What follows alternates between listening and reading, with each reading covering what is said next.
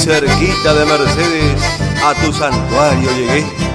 Una ofrenda te dejé con lágrimas en los ojos. Gauchito Gil milagroso, sos tradición de Corrientes. Por justiciero y valiente, tu vida un día truncaron.